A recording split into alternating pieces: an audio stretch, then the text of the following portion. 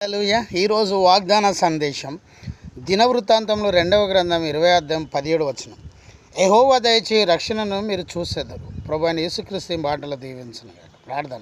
ప్రభువా, మీ స్వరం మాకు వినిపించండి. వినగల చెవులు గ్రహింపగల హృదయం దయచి చెవిగలవాడు ఆత్మచేపు సంగతులు వినుగాక. అద్భుతం చేయండి. యేసునామములో ప్రార్థిస్తున్నాం తండ్రి, ఆమేన్. ప్రియులారా, ప్రవచనాత్మకమైన సందేశం. యెహోవా దయచేయు రక్షణను మీరు చూసేదరు. శత్రువుల మీద రక్షణ కొరకు యెహోషాపాతు చేసిన ప్రార్థనను జవాబుగా దేవుడి మాట సెలవిచ్చిన. దేవుడు దయచే రక్షణను మీరు చూసేదరు. దేవుడు దయచే రక్షణ మనం చూడాలంటే మొదటిగా ఏం చేయాలి? మొదటిగా రక్షణ శైలమాగు దేవుణ్ణి అనుసరించాలి. ద్వితీయోపదేశకాండం 32వ అధ్యాయం 15వ వచనం. రెండోది, రక్షణ శృంగమాగు దేవుణ్ణి ఆశ్రయించాలి. 2 సమూయేలు 22వ అధ్యాయం 3వ వచనం.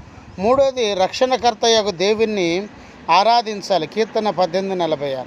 ఈ 3 రకాలుగా చేస్తే దేవుడు రక్షణను నువ్వు చూస్తావు. యెహోషాపాతు సైన్యము తక్కువైనను దేవుడు అతని ప్రార్థనను అంగీకరించి విజయం అనుగ్రహించాడు.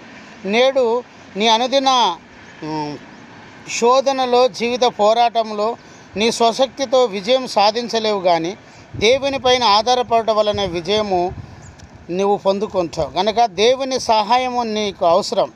రక్షణ నిమిత్తం ఆయన పైన ఆధారపడము, ఆయన అనుగ్రహించే రక్షణను పొందుకొనుము. ప్రభువైన యేసుక్రీస్తు మాటలు దీవించను గాక. ప్రార్థన. ప్రభువా, మీ స్వరం వినిపించినందుకు స్తోత్రం. సబ్స్క్రైబ్ చేసిన బిడ్డలను, వినిన బిడ్డలను దీవించండి. యేసు నామములో ప్రార్థిస్తున్నాం తండ్రి, ఆమేన్.